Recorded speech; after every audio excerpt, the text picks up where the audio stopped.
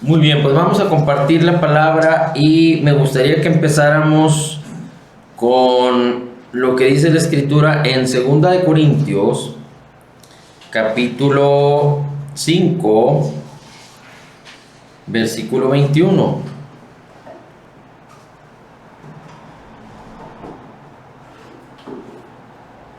Segunda de Corintios capítulo 5 versículo 21 dice así: al que no conoció pecado, por nosotros lo hizo pecado.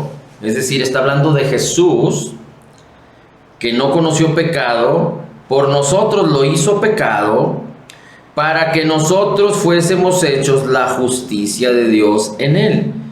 En otras palabras, Jesús, que no conoció pecado, que no hizo pecado, que no se halló en el pecado, nació sin pecado, a diferencia de todos los hombres que nacemos o que nacimos bajo la simiente de Adán, esto es, bajo corrupción, destituidos por esa simiente de la gloria de Dios, nacimos con una naturaleza pecaminosa. Jesucristo no nació así. Jesucristo nació de una manera perfecta, y dice la Escritura: al que no conoció pecado, por nosotros lo hizo pecado. ¿Quién? Dios lo hizo pecado. El diseño de la obra redentora de Jesús es que Jesús en la cruz tomara el pecado de toda la humanidad, pasada, presente y futura. ¿Sí? Y dice que por nosotros lo hizo pecado para que nosotros seamos la justicia de Dios en él. Y aquí lo que vamos a tratar de desmenuzar es qué significa ser la justicia de Dios en Cristo.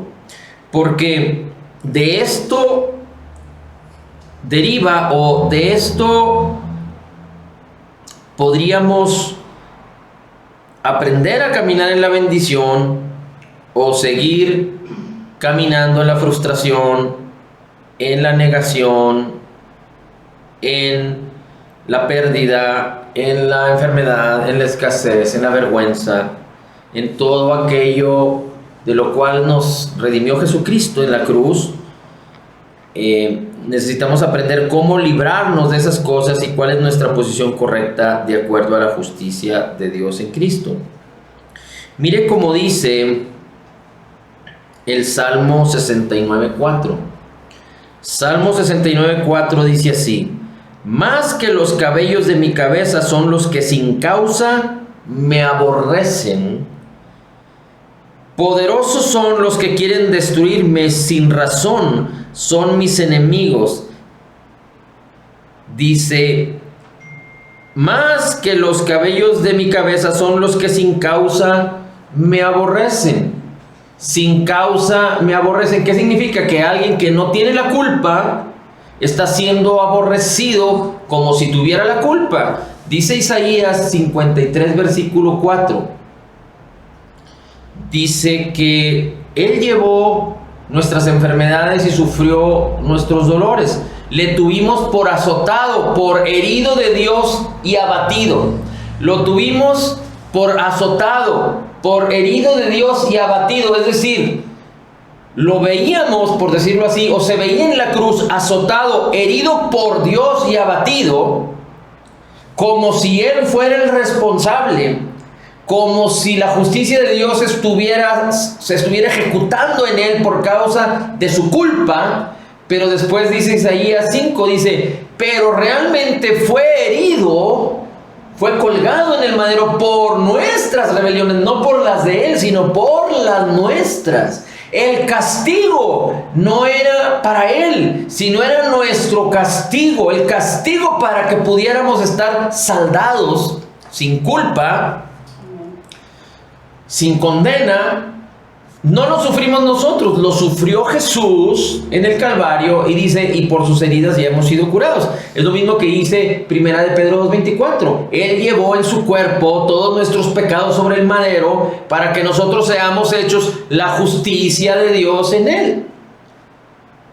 Él llevó en su cuerpo todos nuestros pecados sobre el madero, para que nosotros, muertos al pecado, vivamos a la justicia.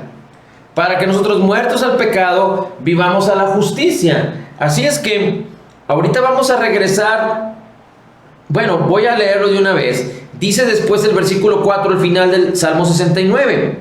Dice, me hacen devolver aquello que no robé. Me hacen devolver aquello que no robé. El Salmo 69 dice, me aborrecen sin causa. Es decir, yo no soy culpable, pero me aborrecen. Está hablando, es un salmo mesiánico y está hablando de Jesucristo en el Calvario.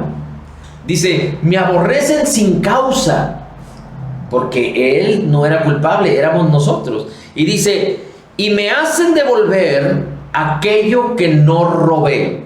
¿Por qué el Señor Jesucristo dice estas palabras?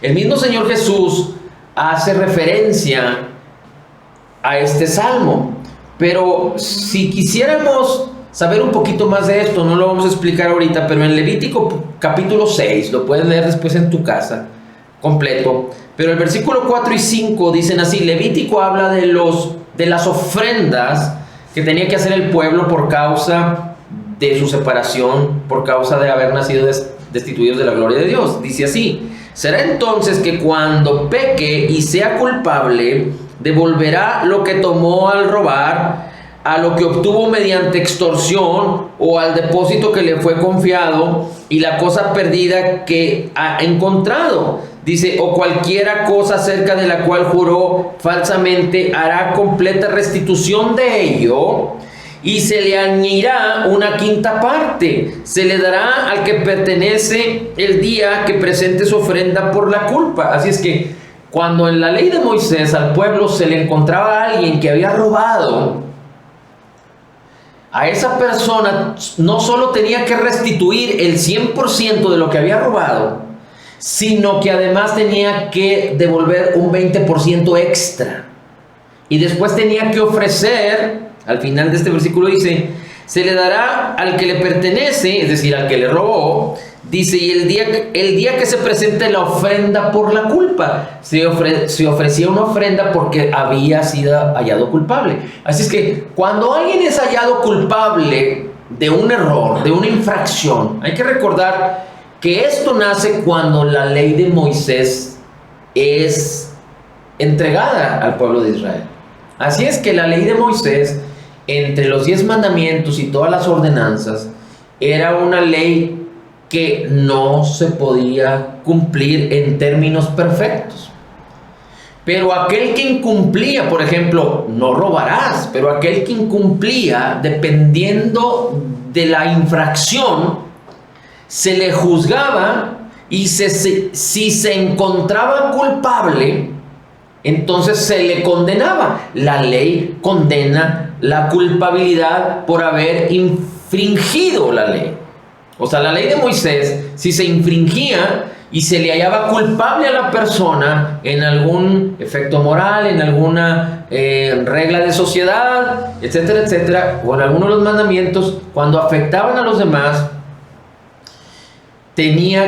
o cuando afectaban a Dios, porque hay mandamientos que no afectan a los demás, pero afectan a Dios. Por ejemplo, el primer mandamiento de la ley de Moisés es: amarás al Señor tu Dios con todo tu corazón, con toda tu alma y con toda tu mente. Eso afecta directo a Dios si no se incumple, pero eso nadie sabe si lo haces o no lo haces, sino solo Dios. Pero cuando se encontraba infraganti o se encontraba culpable a la persona, entonces se le juzgaba. O sea, si había, digamos que la acusación de una infracción, de un pecado, se le juzgaba. Si se encontraba culpable, se le condenaba y tenía que sufrir la condena de acuerdo a lo que Dios había hablado a Moisés. Por ejemplo, alguien que se le encontraba en adulterio, por decirlo así, o en algo abominable, en una inmoralidad sexual, o sea, algo más abominable que eso, lo apedreaban, lo mataban, se le juzgaba. Por ejemplo, si lo encontraban infraganti, se le juzgaba y lo apedreaban. Si había una acusación, se le juzgaba, y si la persona decía que sí, había un castigo, se le determinaba culpable y se dictaba sentencia. Si la persona decía que no había cometido el error, también tenía que haber una determinación, un juicio, pero había un juicio que no lo vamos a explicar ahorita, pero que era un juicio de parte que Dios había hablado. Entonces se hacía un proceso en donde si el hombre, la persona, el hombre o la mujer estaba diciendo la verdad, no pasaba nada. Pero si estaban mintiendo, dependiendo de la situación, podían llenarse de lepra. O sea, había una manifestación. No es que Dios estaba castigando en el momento, sino que Dios había diseñado los mandamientos, la bendición y la maldición, y se habían expresado, se habían hablado y estaban presentes, estaban activas. Dios no tenía que ejecutarlas, no, ya estaban, para que aquel que infringiera, según se juzgaba y según era condenado, y tenía que sufrir las consecuencias de su infracción porque fue condenado. ¿Sale? Bueno, no nos queremos meter más profundo en esto, pero dice la Escritura, por ejemplo, dice en Romanos 6, versículos 10 y 11. Romanos 6, 10 y 11. Porque el que es muerto al pecado murió una vez, y el que vive a Dios vive. Así también nosotros, pensad que vosotros de cierto sois muertos al pecado, mas vivís a Dios en Cristo Jesús, Señor nuestro. Así es que la justicia de Dios, que es en Cristo, tiene que ver con que Jesús fue obediente hasta la muerte. Jesús no solo era perfecto siendo Dios, sino que se hizo hombre. Pero siendo hombre fue perfecto. Una vez más, no se halló en el pecado, no conoció pecado, no hizo pecado. Por lo tanto, Jesucristo tomó como hombre, o se le atribuyó como hombre, toda la bendición descrita en la palabra, por haber completado la ley y haberla llevado a su término. Entonces Jesucristo, de acuerdo a su justicia, merecía toda la bendición de Dios, la gloria de Dios, que su nombre fuera exaltado, que resucitara, que fuera sentado a la diestra del Padre. Él merecía todo eso porque cumplió perfectamente la ley. Y el contraste es que los hombres no pueden cumplir de ninguna manera la ley, porque la ley es espiritual, aunque fue dada a los hombres, pero el hombre está destituido, está separado, está desligado de la armonía de Dios, y la ley está en la armonía de Dios, y el hombre está fuera de la armonía de Dios. Así es que, aunque pudiéramos decir que un hombre espiritual podría cumplir la ley perfectamente, desafortunadamente en este mundo no hay ningún hombre espiritual, porque aunque nosotros somos espíritu y tenemos un espíritu perfectamente justificado ante Dios, tenemos un cuerpo y un alma que no han sido redimidos. Existe todavía la carne, así es que no somos perfectos, por lo tanto no podemos nosotros intentar justificarnos a través de cumplir la ley, sino que Jesús fue justificado en todo. ¿Sale? Ahora, el tema importante aquí es el siguiente. Déjenme ver si les comparto. Dice Romanos 3, versículo 20. Romanos 3, 20. Porque por las obras de la ley ninguna carne se justificará delante de él, porque por la ley es el conocimiento del pecado. Por la ley es el conocimiento del pecado. Entonces la ley es mala. No, la ley es buena, pero no puede hacer bueno al hombre, sino manifiesta que el hombre es pecador. Pero ahora, sin la ley, la justicia de Dios se ha manifestado, testificada por la ley y los profetas, es decir, fue predicada desde antes, y está hablando de la justicia de Dios, que es Cristo.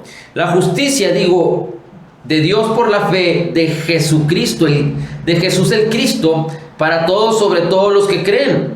Porque no hay diferencia, todos pecaron, están destituidos de la gloria de Dios, pero justificados gratuitamente por su gracia mediante la redención que es en Cristo Jesús.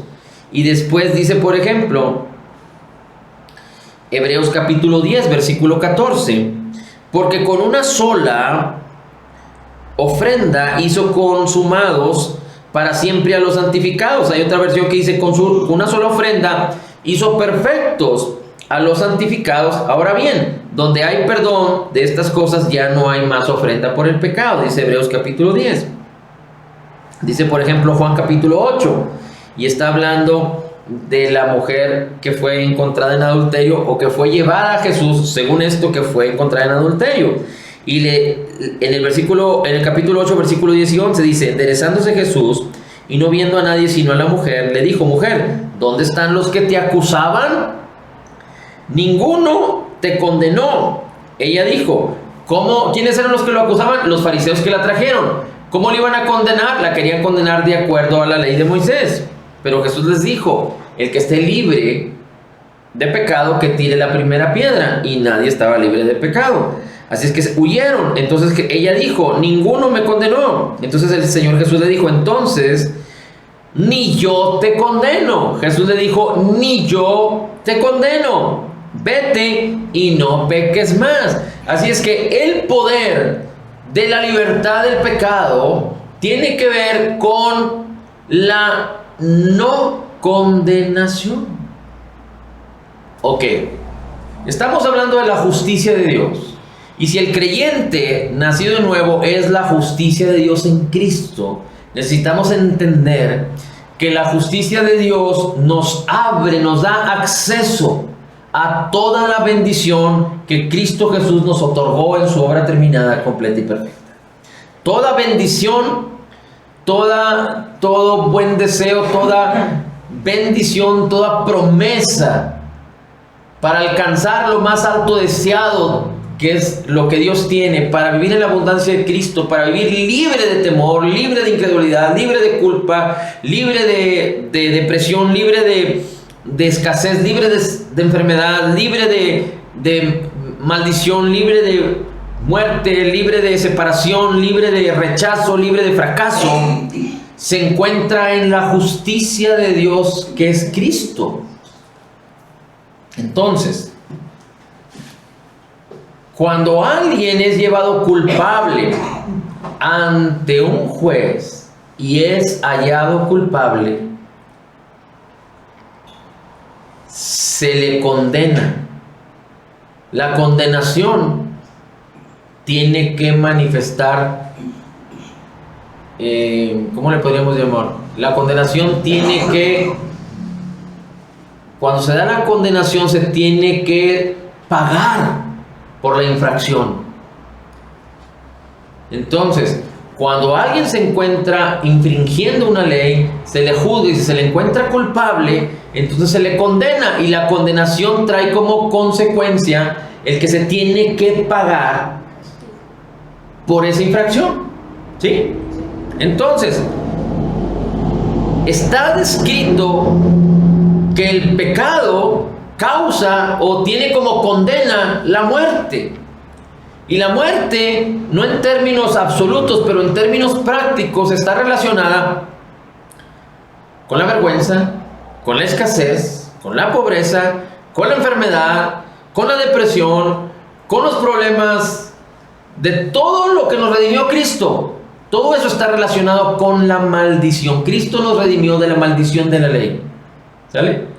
Así es que cuando éramos pecadores, estábamos destituidos de la gloria de Dios, éramos dignos de sufrir los efectos de la culpabilidad, por causa de que, siendo culpables, estábamos siendo condenados. Los pecados se estaban poniendo en nuestra cuenta, se estaban imputando en nosotros, y entonces éramos dignos de ser condenados y de sufrir los efectos de la condena, las consecuencias de nuestra infracción. Pero ahora que estamos en Cristo, si entendemos que todos nuestros pecados fueron perdonados, ¿por qué? Porque fueron cargados, imputados en el cuerpo de Cristo, en el madero. Y Cristo no solo fue juzgado y encontrado culpable, vino el juicio de Dios, vino la condena de Dios. Así es que Cristo Jesús en el Calvario sufrió la escasez, según lo dice 2 Corintios 8:9, sufrió la enfermedad, como lo dice Isaías 53, versículos 4 y 5, como lo dice 1 Pedro 2:24, sufrió el rechazo, sufrió la vergüenza, sufrió la maldición, sufrió la muerte, sufrió las enemistades, sufrió la depresión, como lo dice el Salmo 23. Es decir, Cristo Jesús nos redimió de la maldición de la ley. Pero necesitamos entender que si ahora somos la justicia de Dios es porque Jesús pagó para que nosotros no paguemos. Pero lo interesante de la justicia es que Dios no pasó por alto nuestros pecados en el sentido de que borrón y cuenta nueva, sino que nuestros pecados, nuestras infracciones, todas y de toda la humanidad fueron pagadas por Jesús. Todo el juicio de Dios manifestó o vino el juicio por causa de la condena, de la culpa de todos los pecados de toda la humanidad. Cristo los padeció en su cuerpo en el Calvario. Pero el pecado y las consecuencias del pecado y la condenación y la culpa y las consecuencias de haber sido condenado solo pueden estar en una sola persona. No pueden estar en dos mismas personas a la vez. ¿A qué me refiero? A que si yo cometo una infracción y alguien paga por mi infracción, entonces yo quedo libre de la infracción para yo no tener que pagar la infracción porque la paga de la infracción está en otra persona. Así es que una vez que se paga la infracción, la persona fue juzgada, fue condenada, pagó la infracción y yo quedo absuelto total y completamente. Si yo entiendo que soy la justicia de Dios en Cristo, entonces legalmente el creyente nacido de nuevo no puede sentir condenación ni culpa. El que está en Cristo, nueva criatura es. Romanos 8 dice que no hay condenación para el que está en Cristo Jesús. Entonces, Dios es fiel a lo que hizo. Cristo, la obra de Cristo es perfecta en lo que Él hizo. El problema del creyente es que cuando comete un error o cometió un error en el pasado, no ha podido tener una conciencia limpia de pecado y se siente o se ve o se juzga a sí mismo condenado. Ahora, dice ahí, leímos en unos versículos que hay quien te acusa. Dice, los que me acusaban, dice el Salmo 69. ¿Quién es el acusador? Satanás. Pero Satanás no tiene poder para acusarte con Dios. Porque Dios al creyente nacido de nuevo lo ve perfectamente justificado en Cristo. Para con Dios estamos absueltos total y completamente porque Dios Padre nos ve perfectos en Cristo, no en nuestra alma, no en nuestro cuerpo, no, nos ve perfectos en nuestro espíritu, porque somos uno con el Espíritu de Cristo. ¿Sí? Pero entonces el acusador, si no nos puede acusar con el Padre porque la situación del pecado y de la enemistad con Dios quedó resuelta, entonces ¿a quién acusa? Porque es un acusador. ¿A quién acusa? El diablo, Satanás. Pues te acusa a ti. Con engaños y mentiras te acusa. Nos hace creer que somos culpables. No te hace creer. Intenta hacerte creer.